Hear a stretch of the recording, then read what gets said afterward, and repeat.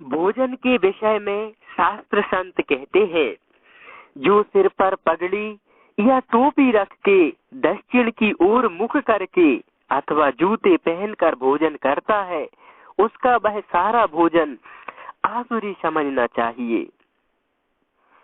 जो सदा सेवकों और अतिथियों को भोजन कर लेने के पश्चात ही भोजन करता है, उसे अमृत भोजन करने वाला अमृतासी समझना चाहिए। भोजन के बीच बीच में गुनगुना पानी पीना पुष्टिदायक है और भोजन के 1 घंटे बाद पानी पीना अमृत तुल्य माना जाता है। प्रायः भोजन के बीच 1 गिलास 250 ml पानी पीना पर्याप्त है। भोजन के आरंभ में और भोजन के तुरंत आखिरी बाद में पानी नहीं पीना चाहिए, अपितु आधा 1 घंटे बाद अथवा भोजन के बीच में पानी पीना चाहिए। और जब दायां नथुना चल रहा हो तो पेय पदार्थ पीने चाहिए, चाय, दूध, पानी आदि। और जब दायां स्वर चल रहा हो उस समय भोजन आदि ठोस चबाने वाले पदार्थ करना चाहिए। और यदि दायां स्वर चल रहा है और कुछ पदार्थ पीना है, पेय पदार्थ, तो दायां नथुना बंद करके बाएं नथुने से श्वास लेते हुए पीना चाहिए। इससे शरीर निरोग रहता है। बाएं नाक से श्वास निकले तब पीने वाली चीजें और दाएं नाक से श्वास निकले तब खाने वाली चीजें। और यदि विपरीत श्वास चल रहा है और अपन को पीना है कोई चीज और चल रहा है दाहिना स्वर, तो बाएं नाक से श्वास लेते हुए पिए। और बायां नथुना चल रहा है और दाहिने को चलाना है तो थोड़ी बाहीं करवट लेट जाए अथवा बाहीं साइड के पेट को थोड़ा सा दबाव डाल दे तो दायां नथुना चलने लगेगा और फिर भोजन कर सकते हैं। इससे हमेशा स्वस्थ रहा जा सकता है और शरीर भी पुष्ट होता है, ये सावधानी बरतने से। श्वास का दायां स्वर चलता हो तब भोजन और बाएं स्वर के चलते समय पेय पदार्थ लेना स्वास्थ्य के लिए, दीर्घ जीवन के लिए हितकारी है। मलमूत्र त्यागने व रास्ता चलने के बाद में तथा स्वाध्याय व भोजन के पहले पैर धो लेने चाहिए। भीगे पैर भोजन करें, परंतु शयन पैर धो के सोना नहीं चाहिए। भीगे पैर भोजन करने वाला मनुष्य लंबे समय तक जीवन को धारण करता है, इसलिए कहते हैं हाथ पैर धोआओ फिर भोजन करना। इसमें लंबा राज छुपा है। गीले पैर भोजन के लिए बैठना, पैर धोकर बैठना। परोसे हुए भोजन की निंदा नहीं करनी चाहिए। मौन होकर एकाग्र चित्त से भोजन करना चाहिए।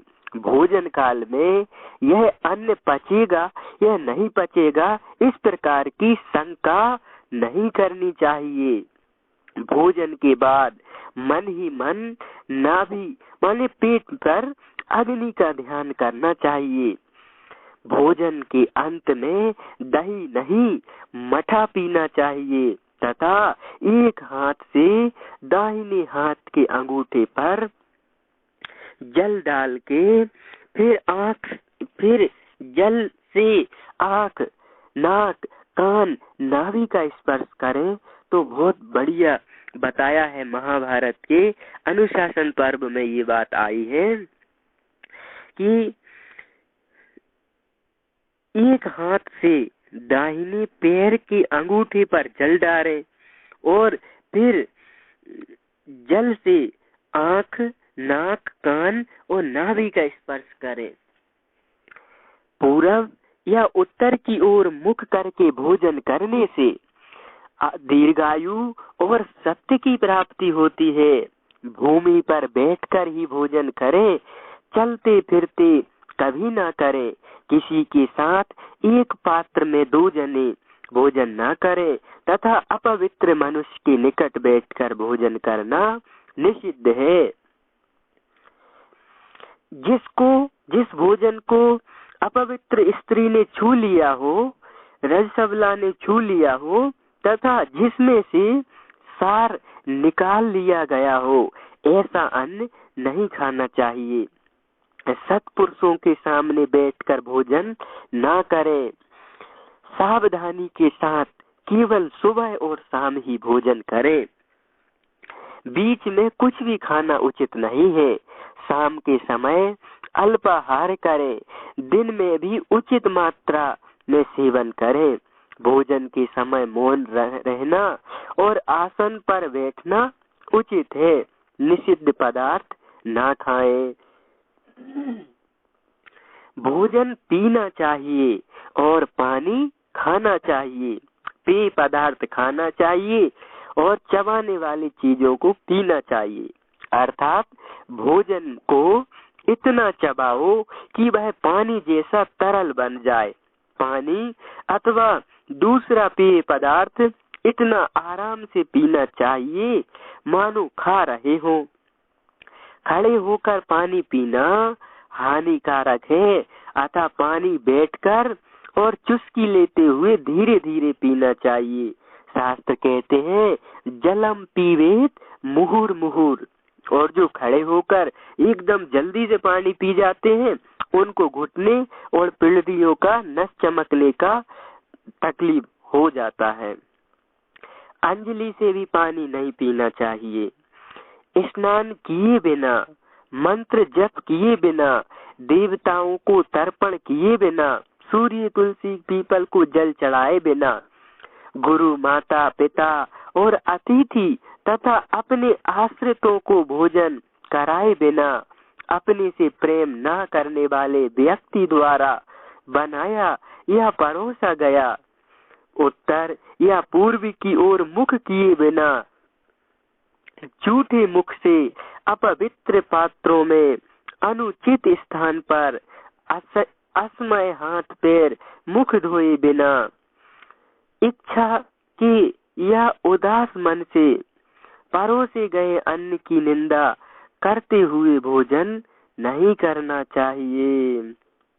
स्नान, बिना मंत्र जप, बिना जल पूजा पाठ किए बिना, माता पिता गुरु को अतिथि को भोजन कराए बिना और प्रेम से न परोसे गए और उत्तर या पूर्व दिशा की ओर मुख किए बिना, झूठे मुख से अपवित्र खराब बर्तनों में अनुचित स्थानों पे हाथ मुख धोए पैर धोए बिना और अनिच्छा या उदास मन से भोजन नहीं करना चाहिए। निंदा करते हुए भोजन नहीं करना चाहिए। जो मनुष्य अमावस्या को दूसरे का अन्न खाता है उसका महीने भर का किया हुआ पुण्य दूसरे अन्नदाता खिलाने वाले को मिल जाता है। अयनारंभ माने दक्षिणायन या उत्तरायण के दिन दूसरे का अन्न खाएं तो 6 महीने का, और विषुव काल जब सूर्य मेष अथवा तुला राशि पर आए, विषुव काल में दूसरे का अन्न खाने से 3 महीनों का पुण्य चला जाता है, अन्न खिलाने वाले को मिल जाता है। चंद्र ग्रहण और सूर्य ग्रहण के अवसर पर दूसरे का अन्न खाएं तो 12 वर्षों से एकत्रित किया हुआ सब पुण्य नष्ट हो जाता है। संक्रांति के दिन दूसरे का अन्न खाने से महीने भर से अधिक समय का पुण्य चला जाता है। ऐसा इस स्कंद पुराण के प्रभास खंड में आता है। जो निर्विद्दी ग्रस्त अतिथि सत्कार के लोभ से दूसरों के घर जाकर अतिथि बनकर वो माल खाता है, वह मरने के बाद उस अन्नदाता के यहाँ पशु बनता है। ऐसा मनुस्मृति में आता है। भोजन करके हाथ मुंह धोए बिना सूर्य चंद्र नक्षत्र इन त्रिविध तेजों की ओर दृष्टि नहीं डालनी चाहिए। ऐसा महाभारत के अनुशासन पर्व में आता है। अब तिथि अनुसार आहार विहार, किस तिथि में क्या चीज नहीं खाना चाहिए। प्रतिपदा माने एकम को कूष्मांडा कुम्हड़ा पीठा ना खाएं, क्योंकि यह धन का नाश करने वाला है। द्वितीया दूज के दिन बृहति माने बैगन कटे हरी भटा खाना निषिद्ध है। तृतीया तीज को परवल खाना शत्रुओं की वृद्धि करने वाला होता है। चतुर्थी चौथ को मूली खाने से धन का नाश होता है। और पंचमी को बेल खाने से कलंक लगता है। बेल। षष्ठी को नीम की पत्ती या दातुन फल मुंह में नहीं डालना चाहिए, इससे नीच योनि को प्राप्ति होती है। छठ के दिन नीम का प्रयोग ना करें। सप्तमी साते के दिन ताड़ का फल खाने से रोग बढ़ता है और शरीर का नाश होता है। अष्टमी आठे को नारियल का फल खाने से बुद्धि का नाश होता है। नवमी नमे को लौकी खाना गौ मांस के समान त्याज्य है। एकादशी 11 को सेम सिम्बी नहीं खाना चाहिए, चावल भी नहीं खाना चाहिए। एकादशी को सेम नहीं खाना चाहिए।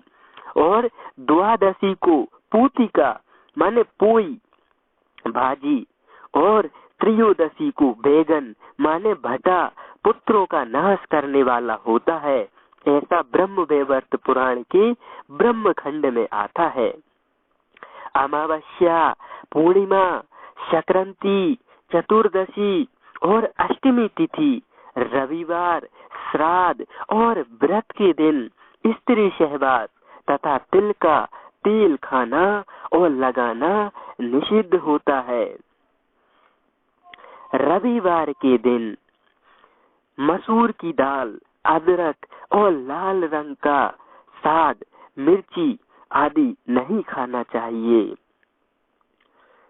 सूर्य अस्त के बाद कोई भी तिल युक्त पदार्थ तिली नहीं खानी चाहिए।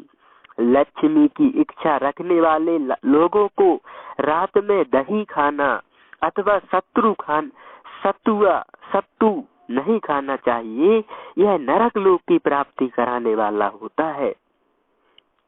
दूध के साथ नमक, दही, लहसुन, मूली, तिल, नींबू, केला, पपीता, सब प्रकार के फल या आइसक्रीम, तुलसी, अदरक का सेवन नहीं करना चाहिए। यह विरुद्ध आहार है। यदि दूध के साथ नमक, दही, लहसुन, मूली, गुड़, तिली, नींबू, केला, पपीता, फल, आइसक्रीम, तुलसी, अदरक का सेवन करते हैं तो चर्म रोग, सफेद सेहुआ आदि होते हैं और रक्त में गड़बड़ी आती है। दूध पीने के 2 घंटे पहले व बाद के अंतराल तक भोजन न करें। दूध पीने के 2 घंटे तक भोजन न करें। और बुखार में दूध कभी ना पिए। बुखार में दूध पीना सांप के जहर के समान शरीर पर प्रभाव डालता है।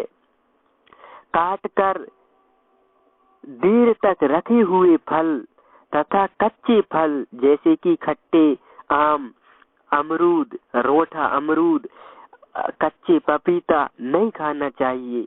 फल भोजन के पहले खाना चाहिए। रात को फल नहीं खाने चाहिए। दिन में भोजन के पहले फल खाना चाहिए। एक बार पकाया हुआ भोजन दोबारा गर्म नहीं करके खाना चाहिए। क्यों?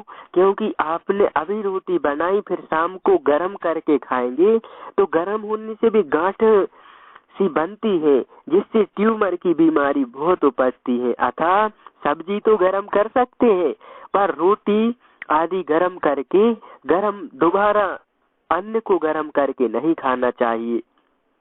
अभक्ष्य भक्षण करने न खाने योग्य पर उससे उत्पन्न पाप के विनाश के लिए 5 दिन तक गौमूत्र, गोमय, दूध, दही, घी का आहार करना चाहिए।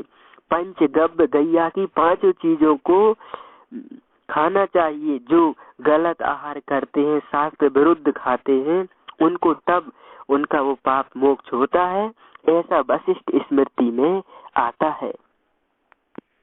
भोजन के पात्र, भोजन पात्र विवेक। भोजन के समय खाने व पीने के पात्र अगल अगल होने चाहिए और एल्युमिनियम का बर्तन का प्रयोग कदापि नहीं करना चाहिए। इससे अनेक रोग होते हैं और कैंसर रोग जो बढ़ रहा है, ये एल्युमिनियम के बर्तनों की तवेली, हत्ता आदि जो सब्जी, दूध, चाय आदि बनाते हैं, एल्युमिनियम के बर्तनों का प्रयोग रोगों को, कैंसर को विशेष रूप से उत्पन्न करता है। और रविवार के दिन कांसे के बर्तन में भोजन नहीं करना चाहिए। चतुर्मास के दिनों में तांबे या कांसे के पात्रों को उपयोग न करके अन्य धातु के पात्रों का उपयोग करना चाहिए। 4 महीने वर्षा के चतुर्मास में तांबा और कांसे का उपयोग न करें। सोना, चांदी, कांसा, पीतल, लोहा, कांच, पत्थर अथवा मिट्टी के बर्तनों में भोजन करने की पद्धति प्रचलित है। इसमें स्वर्ण पात्र सर्वोत्तम तथा मिट्टी के पात्र हीनतम माने गए हैं। सोने के बाद चांदी, फिर कांसा, फिर पीतल, फिर लोहा और फिर कांच के बर्तन क्रमशः हीन गुण होते चले आते हैं।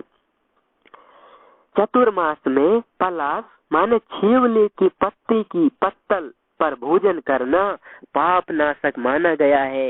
वर्षा ऋतु के 4 महीनों में ये इस पे छेवले की पातल पे भोजन करने से सारे पाप धुल जाते हैं। ना करने जैसी शारीरिक क्रियाएं। पूर्व या उत्तर की ओर मुख करके हजामत बनवानी चाहिए। दक्षिण या पश्चिम की ओर मुख करके कटिंग दाढ़ी आदि ना करनी चाहिए। पूर्व और उत्तर की ओर मुख करके बाल बनवाने से आयु की वृद्धि होती है। हजामत बनवा कर बिना नहाए रहना ये आयु को नाश करने वाला है। अतः बाल बनवाएं पूर्व उत्तर की ओर और फिर स्नान जरूर करें। हाथ पैर के नाखून नियमित रूप से काटते रहो। नख बड़े हुए कभी नहीं रखने चाहिए। अपने कल्याण के इच्छुक व्यक्ति को बुधवार व शुक्रवार के अतिरिक्त अन्य दिनों में बाल नहीं कटवाने चाहिए। बाल कटवाने के लिए बुधवार और शुक्रवार ही उचित है। यदि सोमवार को बाल कटवाते हैं तो शिव भक्ति की हानि होती है। पुत्रवान को सोमवार के दिन बाल नहीं कटवाने चाहिए। मंगलवार को बाल काटना मृत्यु का भी कारण हो सकता है। बुधवार को बाल नख कटवाने से धन की प्राप्ति होती है। गुरुवार को बाल कटवाने से लक्ष्मी और मान की हानि होती है। शुक्रवार को बाल कटवाने से नख लाभ और यश की प्राप्ति होती है। शनिवार को बाल कटवाना मृत्यु का कारण होता है। रविवार तो सूर्य देव का दिन है। इस दिन क्षैर कर्म कराने से धन, बुद्धि और धर्म की क्षति होती है। मलिन दर्पण, फूटे दर्पण में चेहरा मुख नहीं देखना चाहिए। सिर पर तेल लगाने के बाद उसी हाथ से दूसरे अंगों का स्पर्श नहीं करना चाहिए। और स्नान करने के बाद बालों का पानी शरीर पे ना आए, इसलिए बालों को नीचे सिर करके झटकार देना चाहिए, पोंछ लेना चाहिए। पुस्तकें खुली छोड़कर नहीं जाना चाहिए। उन पर पैर नहीं रखना चाहिए, ना उनसे तकिए का काम लेना चाहिए। धर्म ग्रंथों का, अपने विद्या अध्ययन की पुस्तकों का आदर करना चाहिए और स्वयं शुद्ध पवित्र स्वच्छ होने पर ही हाथ धोकर उनका स्पर्श करना चाहिए। उंगली में थूक लगाकर पुस्तकों के पन्ने नहीं पलटना चाहिए। दूसरे के पहने हुए कपड़े, जूते आदि को नहीं पहनना चाहिए। हाथ पैर से भूमि कुरेदना, तिनकी तोड़ना, बार बार सिर पर हाथ फेरना, बटन टटोलते रहना, वस्त्र की छोड़ उमेटते रहना, व्यर्थ की बातें व्यर्थ ही झूमना, उंगलियां चटकाते रहना, ये बुरे स्वभाव के चिन्ह हैं जो सर्वथा त्यागना चाहिए। और लोगों में ये होता है, हाथ पैर से भी अंगूठे से भूमि कुरेद रहा हो, कोई तिनका के चाले कर रहा हो, तोड़ रहा हो, कोई सिर बार बार खुजा रहा है, हाथ फेर रहा है, कोई बटन टटोलते रहे थे, कोई वस्त्रों की छोर छुड्डा को उमेटते रहे थे, व्यर्थ में झूमना, उंगलियां चटकाना, ये अच्छे चिन्ह नहीं है, ये गलत चिन्ह है। आसन को पैर से खींचकर या फटे आसन पर नहीं बैठना चाहिए। सत्संग से उठते समय आसन नहीं झटकारना चाहिए कि दूसरे पे धूल उड़े, पुण्य भी उड़ जाएंगे। ऐसा करने वाला मनुष्य जो उठकर आसन को झटकारता है, दूसरों पर धूल जाती है, उसके पुण्यों का नाश होता है। झूठे मुंह पढ़ना, पढ़ाना, शयन करना, मस्तिष्क का स्पर्श करना उचित नहीं रहता। यमराज कहते हैं, जो मनुष्य झूठे मुंह उठकर दौड़ता है और स्वाध्याय करता है, मैं उसकी आयु नष्ट कर देता हूँ, उसकी संतानों को भी उससे छीन लेता हूँ।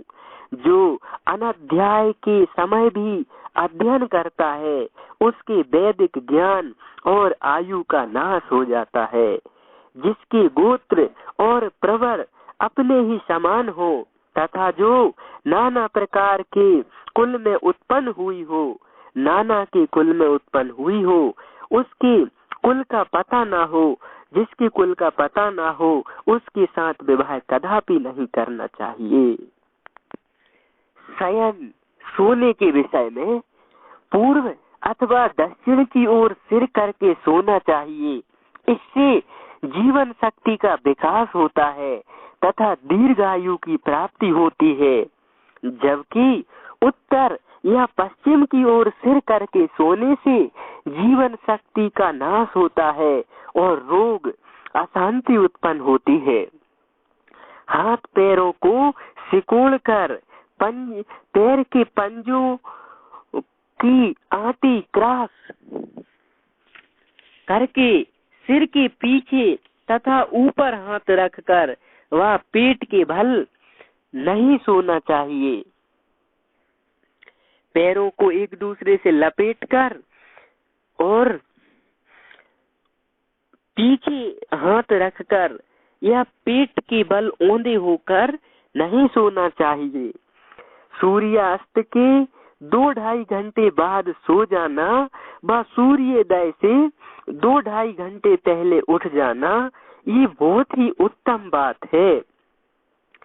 शास्त्र अध्ययन करके प्रणव ओम का दीर्घ उच्चारण करते हुए अथवा श्वासोश्वास में भगवान नाम या गुरु मंत्र का जप करते हुए सोने से नींद भी उपासना हो जाती है। किताब अच्छी सी पढ़ के ओम का उच्चारण करके अथवा श्वासों को गिनते देखते हुए सोना चाहिए। स्वस्थ रहने के लिए कम से कम 6 घंटे और अधिक से अधिक 7.5 घंटे की नींद करनी चाहिए, इससे कम या ज्यादा नहीं। जब आप शयन करें तब कमरे की खिड़कियां खुली हो और रोशनी भी ना हो, ऐसी कोशिश करनी चाहिए। मुंह ढांक कर सोने से उश्वास ताजी नहीं मिल पाती, खिड़कियां बंद करने से भी ताजी हवा नहीं मिल पाती, तथा इसकी ध्यान रखें। घर में सुख शांति के लिए वास्तु शास्त्र के नियमों का पालन करने से शारीरिक जैव रासायनिक क्रिया को संतुलित रखने में सहायता मिलती है। घर में सुख शांति के लिए वास्तु शास्त्र के नियमों को समझे। घर या वास्तु के मुख्य दरवाजे में देलीज माने देरी लगाने से, चौखट लगाने से अनिष्टकारी शक्तियां प्रवेश नहीं कर पाती। वो दूर रहती है। प्रतिदिन सुबह मुख्य द्वार के सामने हल्दी, कुमकुम, गोमूत्र मिश्रित गोबर से साथिया, स्वास्थ्य कलश आदि आकारों से रंगोली बनाकर देरी पर रंगोली की पूजा कर परमेश्वर से प्रार्थना करनी चाहिए कि हे ईश्वर, आप मेरे घर व स्वास्थ्य की अनिष्ट शक्तियों से रक्षा करें। कुमकुम, हल्दी, गोमूत्र, गोबर से साथिया या कलश आकार की रंगोली पार दे और प्रार्थना करें भगवान से कि सुख शांति घर में आए। प्रवेश द्वार के ऊपर नीम की अथवा आम के पत्तों की अथवा अशोक के पत्तों का बंधन बार बांधना बड़ा हितकारी मंगलकारी है। सुबह उड़ेन डालना भी हितकारी मंगलकारी है। वास्तु के मुख्य द्वार के सामने भोजन कक्ष, रसोई घर या खाने की मेज नहीं होनी चाहिए। वास्तु के मुख्य द्वार के सामने भोजन, रसोई या खाने का नहीं होना चाहिए। ये कार्य थोड़े पर्दा में करने चाहिए। मुख्य द्वार के अलावा पूजा घर, भोजन कक्ष एवं तिजोरी के कमरे के दरवाजे पर भी देरी लगवाना जरूरी है, चौखट लगवाना जरूरी है। भूमि पूजन, वास्तु शांति, गृह प्रवेश आदि मान्यता शनिवार एवं मंगलवार को नहीं करने चाहिए। गृहस्थ लोगों को शयन कक्ष में सफेद संगमरमर पत्थर नहीं लगवाना चाहिए। इसे मंदिर में लगवाना उचित है क्योंकि यह सफेद संगमरमर पवित्रता का घोतक है। कार्यालय के कामकाज, अध्ययन आदि के लिए बैठने का स्थान छत की बीम के नीचे नहीं होना चाहिए क्योंकि इससे मानसिक दबाव रहता है। बीम के नीचे वाले स्थान में भोजन बनाना व करना नहीं चाहिए, इससे आर्थिक हानि हो सकती है। बीम के नीचे सोना भी स्वास्थ्य की गड़बड़ी का काम करता है और नींद भी ठीक से नहीं आती, अतः बीम तक तो पुराव करना चाहिए। अध्ययन, कामकाज, लिखा पढ़ी बीम के नीचे शयन आदि उचित नहीं रहता। जिस घर, इमारत आदि के मध्य भाग माने बीच आंगन, ब्रह्म स्थान में कुआं या गड्ढा रहता है, वहाँ रहने वालों की प्रगति में रुकावट आती है एवं अनेक प्रकार के दुखों एवं कष्टों का सामना करना पड़ता है। आंगन में कोई वजनदार चीज या गड्ढा किसी को नहीं रखना चाहिए।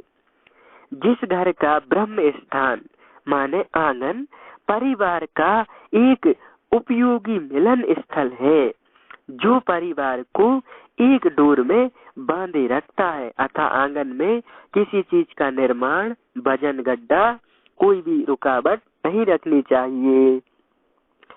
यदि ब्रह्म स्थान के चारों सीमा रेखाओं की अपेक्षा उसका केंद्रीय भाग नीचा हो या केंद्रीय भाग पर कोई वजनदार वस्तु रखी हो, उसको बहुत अशुभ अनिष्टकारी माना जाता है। इससे आपकी आंतरिक शक्तियों में कमी आ जाती है। इससे संतति नाश भी बताया गया है। अतः घर के आंगन में कोई वजनदार चीज अथवा कोई निर्माण, कोई गड्ढा नहीं रखना चाहिए। ब्रह्म स्थान में क्या निर्माण करने से क्या लाभ और क्या हानि होती है, इसका विवरण इस प्रकार है। बैठक कक्ष परिवार के सदस्यों में सामंजस्य होता है। यदि आंगन में बैठकर कोई निर्णय कार्य करते हैं तो अच्छा रहता है। भोजन कक्ष गृह स्वामी को समस्याएं और गृह नाश होता है यदि आंगन में रसोई घर बनाए तो। सीढ़ियां मानसिक तनाव और धन का नाश होता है। जिसके आंगन से सीढ़ियों की शुरुआत हुई है उसको मानसिक तनाव और धन नाश होता है। लिफ्ट यह गृह नाश करने वाली है। शौचालय का गड्ढा या शौचालय बीच आंगन में धन हानि एवं स्वास्थ्य हानि करता है। परिभ्रमण स्थान ये उत्तम होता है। परिभ्रमण स्थान माने आने जाने निकलने का बढ़िया जगह और वहाँ बैठने का बहुत अच्छा होता है। गृह स्वामी द्वारा ब्रह्म स्थान पर रहने, सोने या फैक्ट्री, दफ्तर, दुकान आदि में बैठने से बाकी सभी लोग उसके कहे अनुसार कार्य करते हैं और आज्ञा पालन में विरोध नहीं करते। अपने अधीन कर्मचारी को इस स्थान पर नहीं बैठना चाहिए, अन्यथा उसका प्रभाव आपसे अधिक हो जाएगा। इस स्थान को कभी भी किराए पर नहीं देना चाहिए।